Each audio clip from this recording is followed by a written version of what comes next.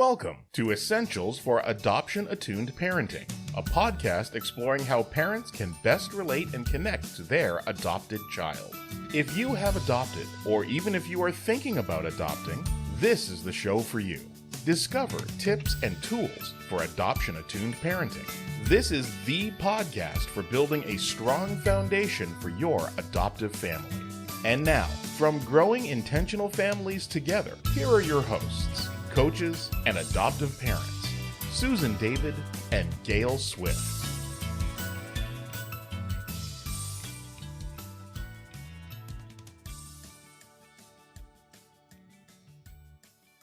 Hi, this is Susan from San Diego. Welcome to the Essentials for Adoption Attuned Parenting. As always, I'm so glad you could join us. I'm here with my co-host, adoption coach, author, adoptee activist, and my colleague at Growing Intentional Families Together, Gayle Swift. Good morning, Gayle. Good morning, Susan. So, as you know, and our listeners know, adoption deeply influences a family. Adoption matters. Families must talk about it, not keep it a secret, and I think people are doing more of that. I noticed, too, that adoption resources, including books for children, are increasing in number. That's adoption books for children, by the way. Yeah, those resources are on the rise. I hope it reflects an intentionality of parents that they know their adopted children need parental support to figure out how to braid together a healthy, cohesive identity that respects all of who they are. When I was raising my children, we did have books, but they were limited.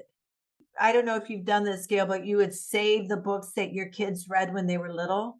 Oh, yes. And I have them, and I'm saying some of them are not necessarily adoption attuned, but it reflects the adoption world growth and how we think about adoption.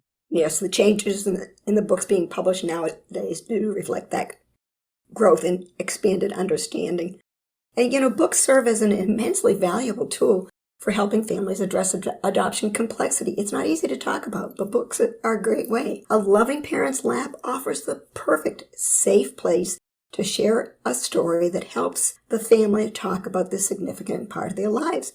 Both parent and child benefit in very powerful ways. So let's get started and talk about 6 top reasons you want an adoption-attuned family library. And I want to remind our listeners that this was as sometimes our podcasts reflect your blog post.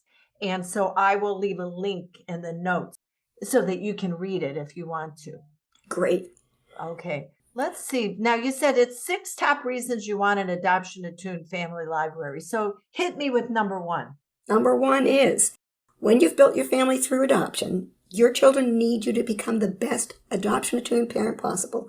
And this means that you have some additional adoption-connected parenting tasks. For example, you must educate yourself on how adoption adds layers of responsibilities and challenges to your parental role, how adoption complicates family dynamics, and you must become informed, skilled advocates for your children.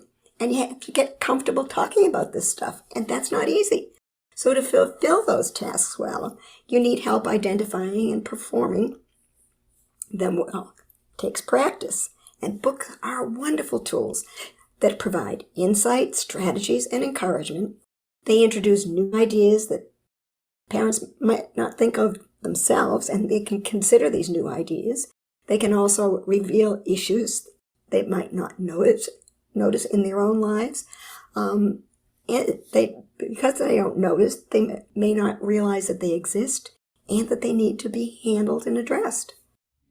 Not only have parents inherited adoption-related parenting tasks, but the children also have inherited adoption-related tasks, which they have to handle so they can grow up into their best version of themselves. So because you're talking about adoption through a book, it feels much safer, I think, and less personally exposing. So think along the lines of a common adult strategy, like asking a question for a friend. Yeah. We all know that secret code. Yeah, right. So similarly, books serve as an indirect face-saving way for children to explore the topic. They create a chance to ask questions that reveal a child's beliefs and fears about adoption. That's so true. I think for all children, your books help assist in doing that. Mm-hmm. So it kind of opens the door, and parents can then address their questions and allay their children's fears. So that's a very important reason why you should have an adoption tuned library. Absolutely. And, it's not easy to find the quote right time to talk about these issues, challenges, questions, and conflicts that adoptions create. But books create non-threatening ways of asking questions, exploring solutions, and describing complex emotions. They also offer models of possibilities and a chance to imagine how potential tactics might work. Families can discuss the strategies and decisions which the characters chose, how effectively they worked, and the likelihood that it might work for other families, including their own. Mm-hmm. I'm reminded of a parenting technique used or told to me years ago. Like when you have teenagers and they're in the car, they don't want to really look at you directly in the eyes. So you can, Mm-hmm. like, you bring up the topic while you're driving, just lightly touch on it.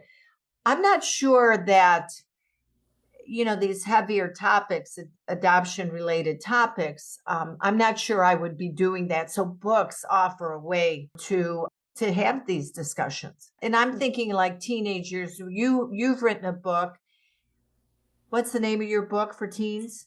It's called We're Adopted, So What? Yeah, right.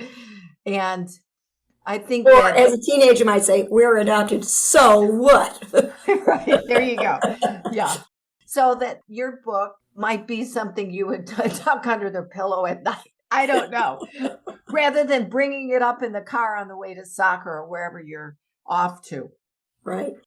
Yeah, I mean, there's nothing wrong with leaving it on the coffee table. Yeah. Say nothing, just leave it on the coffee table. Tuck it in the bookshelf. Mhm. And whenever they want, they can pull it off. Yeah. That leads me to reason 4. An accessible, well-stocked adoption bookshelf sends a message that adoption is a safe and welcome topic, and it telegraphs to children that parents are comfortable discussing adoption and they can handle the conversation. I think kids worry a lot about that. Well, I don't want to hurt my mom and dad's feelings, that kind of thing. Right. And it also helps children believe it's something they want to discuss as a family, that the parents want to discuss it as a family. Right. And I'm active in a lot of adoptee websites and Facebook groups and things like that. And it's amazing how many of them reveal that when they wanted to talk about some of the hard stuff, the less warm and fuzzy issues, their adoptive mom, her eyes would fill up with tears and she'd hunch in on herself. And clearly, well, if you really need to talk about it, so the kids get the message loud and clear. Oh, my parents don't want to talk about this issue. They can't handle it. That's why it's important to have these books. It's like it makes it easier for parents to talk about it because you get practice. Even just reading the book yourself, it plants ideas in your mind. Conversation seeds that you might bring up or might prepare you so you're ready when your child asks some hard questions or points out some painful part of being adopted. And it helps you not to take it personally. You realize this is a universal for adoptees. They have these questions. They want to talk about it. They need to talk about it with us because we're their safe harbor. They're only kids, whether they're little or teenagers. They don't have the life experience that we have. They need to know you're open to talking about it with them, that you're their friend and ally, that you're not going to shut them down. Yeah. So, sorry, I was on my soapbox. No, that's so important. What I'm reminded of, and we've done podcasts and you've written blogs about this, and it's also part of our Adoption Attuned principles. I don't know which one, there's 17 of them. But it's handle your own stuff. Parents, you have to understand the enormity of what adoption is throughout the journey. It's not just a once and I'm done kind of thing. So what I find with my own adoption library, that it opens me to, but perhaps many of the feelings that adoptees have, they're universal. Sometimes you learn about something that you didn't know previously, and that helps you in your parenting. Hey, I haven't thought about that, or I haven't thought about that approach, that sort of thing. So really important. I got on my soapbox too. There you go. Well, I can remember back when my kids were little, no one had cued us into the fact that birthdays might be flashpoint for hard feelings for our kids. And nowadays, that kind of information does show up in the adoption literature, whether it's in a children's book or an adult's book. And then the whole family benefits from acquiring that knowledge. Yeah, we definitely become better adoptive parents when we have all this information. Mm-hmm. Yeah. And then the experience is less hurtful because you realize it really isn't personal. It's a normal human reaction to the fact of being adopted. So to sum up, number 4, an accessible, well-stocked adoption bookshelf sends the message that adoption is a safe and welcome topic. Let's do number 5. What's number 5? We just had a microphone drop. My iPad hit the deck. You didn't spill your coffee, did you? No, just the iPad hit the deck. Benefit number 5 is that children can pick a book off the shelf when they feel the urge or need to talk about adoption.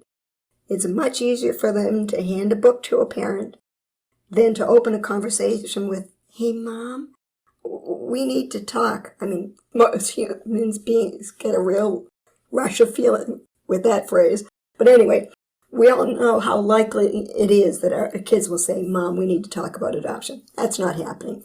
But if they're feeling, I'm glad you said that. right? It doesn't happen. But if they're working through some adoption stuff, it is very likely that they'll pull a book off the shelf. And then they can talk about what's happening in the book, which is an indirect way of talking about what's on their mind and weighing on their hearts. Another reason to have a well-stocked adoption attuned library is that books help parents and children feel less isolated and less different, which is really important, because if you're like my family, or when my kids were little, there wasn't a school full of adopted children. It was, 1 or 2 or 3, maybe in a extracurricular activity, or maybe at our place of worship, but not too many. So books help families feel like they're part of a tribe. And this is so important, they read about other families facing the same situation. It helps them see themselves in the book. Right, and we all benefit from that experience, right? We like to see commonalities in our literature with our lives. And you know what, Gayle, that helps reduce the feeling of being different, and it encourages a sense of shared community. So that's really important for our kids. The sooner you start, the better with that. Oh, for sure. Yeah. I think it gives the entire family that sense of being seen, We're not such a rare bird that there are no books that mention us. Yeah. There's hundreds of books about adoption. Not all of them are great. We'll get into that another time. Gayle, I think that we planned the next podcast to talk about how to choose books that are adoption attuned, creating an adoption attuned library that really works. Right, that serves the kids. Excellent. I'm going to sum up one more time. I'm going to say them really fast. Let's see. Number 1 is you've got to become informed, skilled advocates for your children. And guess what? You have taken on this role as an adoptive parent. So it's not just as a parent, but you've got that higher level of skill that's required. Then number 2 is your child also has to learn about themselves, so that they can become the best version of themselves. Number 3, books create a non-threatening ways for our kids to ask questions, explore solutions, and describe the complex emotions they might be having around adoption.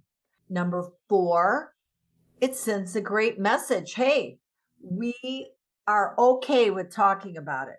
Meaning the parents are okay talking about it. We're open. Number 5, if you have a bookshelf full of adoption attuned books, when the kids feel the need or the urge to talk about something, it's easier for them to hand you a book than it is for them to actually say what's bothering them. Because like we just mentioned, Mom, we need to talk. It's not going to happen. No. You'll see it in their behavior, but you won't see it in their words generally. Boy, is that the truth. You'll see it in their behavior. Yeah. Well, we have to be detectives sometimes. Indeed. And books will help us do that. Here's another important point. Books help parents and children feel less isolated and less different. There's a community out there. I think that's such an important point. It bears repeating. It's not just the kids that feel less isolated and less different. It's we as parents that helps us be better parents too. It increases our empathy. It increases our confidence. And it's just better all around for the entire family. Mm-hmm. So well-stocked would mean for yourself as a parent, as well as for your children, your teens, your middle childhood, your infants. So get started early stocking that library. Well, you know what else is? I don't think we mentioned it in the conversation yet, but it certainly helps to share some of these books with your extended family, especially grandparents who are involved in your child's life. They need to understand the issues too, and the techniques and how to support the child. So, spread the wealth. Yeah. Act as a lending library if you need to. Yeah. Well, Christmas is coming up and Hanukkah, and the holidays are presenting themselves just in time for you to help your extended family get it. Exactly. And you need that support, and your kids need that support. So as we come to a close in our discussion today, I'd like to point out the adoptive family, I think we mentioned this a little bit, adoptive family library should definitely include books for parents to read. They should include titles that cover adoption complexity, not just all the rainbows and unicorn stuff. I highly recommend that they include some memoirs written by adult adoptees. And I invite listeners to check out our resource page on the giftfamilyservices.com website, because there we have lots of book recommendations, and most of them are annotated to give you an idea of what the books are about. I also read a blog about children's books called Writing to Connect, and this blog reviews books that are not, quote, about adoption, but they're they form a back door, if you will, to discussions about adoption. So they look at regular children's books through an adoption-attuned lens to identify ways of raising important adoption conversations in a natural, relaxed way. So it's not, Johnny doesn't say, this is an adoption book. Mom wants to talk about adoption. Sometimes they don't want that, right? So if you pull out a regular book and you can pull out threads that are relevant to the adoption experience, that works. So anyway, check them out. They're good resources. What a great resource, your blog, Writing to Connect. Yeah, I love that. Take the adoption attunement concept, the lens, as you call it, and place it over other books or ideas, right? Or you could, I'm thinking about this for movies, right? Then you can see it helps you see how the world views adoption and what it is that we might have to address to have our kids feel okay and grow up healthy, not thinking, oh my gosh, I'm the weirdest person in the world kind of thing. Absolutely. We've talked about this particular metaphor many, many times. Having complex feelings about being adopted, which all adoptees do have, is like trying to hold a beach ball underwater, and if you don't ever let that ball pop to the surface. When it finally does pop, whoa, it's going to really knock them right off their feet. So how much better to do it when they're young? Talk about these things regularly. Don't make it a big deal. It's like, oh, we need to talk about this today. Just make it a natural part of the flow of family experience. Mm-hmm. I hope that Gayle and I have convinced you to develop a robust library of adoption-attuned books for you and for your family. Remember that these are our observations as coaches, and we're adoptive parents. So we know that each person and family are unique and that their experiences may be different from ours. Yet our hope is that you'll consider adoption-attuned practices as a guide for parenting your adoptive family. Susan and I invite you to share your experiences with us. We'd love to hear what you're experiencing. Go to the Growing Intentional Families Together Facebook page to leave your comments. We invite folks to visit our website, read our blogs, lots of great content, and you can subscribe to our monthly newsletter. Tell us what's going on in your family, and let's talk about it.